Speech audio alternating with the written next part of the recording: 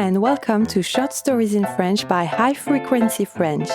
To download the transcript to this episode, head to patreon.com/shortstoriesinfrench by HFF. Read along whilst you listen and see the English translation.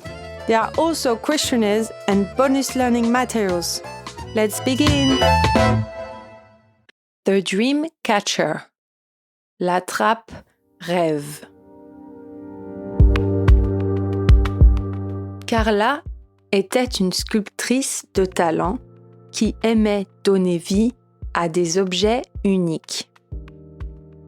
Installée dans un paisible village, elle passait ses journées dans son atelier à façonner toutes sortes de créations. Mais Carla rêvait de réaliser une œuvre vraiment spéciale, qui pourrait avoir un pouvoir magique.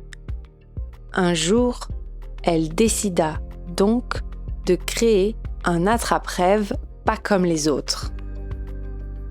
Carla voulait que son attrape-rêve puisse véritablement capter les rêves des gens pour ensuite les partager. Elle était convaincue qu'un tel objet permettrait de stimuler la créativité et l'imaginaire des habitants de son village. Elle se mit au travail.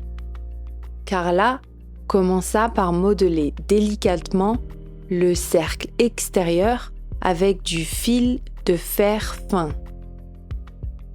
Puis, elle ajouta des plumes et des perles pour décorer le contour. Pour le centre, elle sculpta dans la terre une magnifique lune qui serait le réceptacle des rêves. Carla peignit des motifs hypnotisants de bleu nuit sur la lune, afin d'attirer les rêves comme un aimant. Pour parfaire son œuvre, elle ajouta des paillettes d'or et d'argent pour illuminer les nuits. Après de nombreuses heures à travailler avec passion, l'attrape-rêve était enfin terminé. Carla admira un instant sa création dont elle était très fière. Venait maintenant la touche finale pour insuffler la magie. Un rituel ancestral transmis de génération en génération dans sa famille. Ce soir-là, la pleine lune brillait dans le ciel quand Carla accomplit le rituel. Elle récita des incantations mystérieuses et souffla délicatement sur l'attrape-rêve pour lui transmettre son énergie. Soudain, le réceptacle lunaire se mit à briller intensément, signe que le rituel avait fonctionné. L'attrape-rêve était désormais magique. Impatiente de tester son pouvoir, Carla accrocha l'attrape-rêve au-dessus de son lit. Cette nuit-là, ses rêves les plus fous et les plus imaginatifs furent absorbés par la lune en terre glaise, qui scintillait doucement dans le noir. Lorsqu'elle se réveilla au petit matin, Carla se sentait incroyablement inspirée par ses visions oniriques.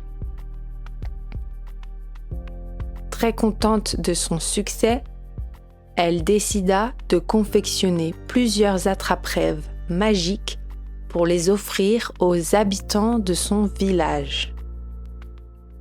Son objectif était que tous puissent bénéficier de ce pouvoir d'amplifier la créativité grâce aux rêves partagés chaque nuit. Carla espérait que le village deviendrait encore plus vivant et imaginatif. Dès qu'elle accrochait un attrape-rêve à une porte ou une fenêtre, elle ressentait la magie opérer. Mais quelques semaines plus tard, Carla réalisa que quelque chose d'étrange se produisait parfois. Certains rêves s'échappaient des attrape-rêves et devenaient réalité. Un matin, Carla découvrit stupéfaite un éléphant rose se promener dans la rue principale. Le boulanger, lui, fut surpris par une pluie de beignets tombant du ciel, tout droit sorti de l'un de ses rêves. Carla comprit que le pouvoir des attrape-rêves devenait trop puissant. Inquiète, Carla retourna auprès de chaque attrape-rêve du village pour réajuster leur pouvoir magique. Grâce à son talent, elle réussit à régler le problème pour que les habitants puissent toujours profiter des rêves inspirants sans qu'ils ne s'immiscent dans leur quotidien. Soulagée d'avoir trouvé le juste équilibre, Carla put voir les années passer tandis que les attrape-rêves devenaient célèbres dans toute la région. On vendait leurs vertus apaisantes et leur capacité à stimuler belles pensées et imagination. Carla était très fière d'avoir créé cet objet merveilleux dont la magie subtile apportait joie et créativité partout où ils étaient accrochés. Thanks for listening, and if you enjoyed it, please leave a review on Spotify or Apple Podcasts. Au revoir!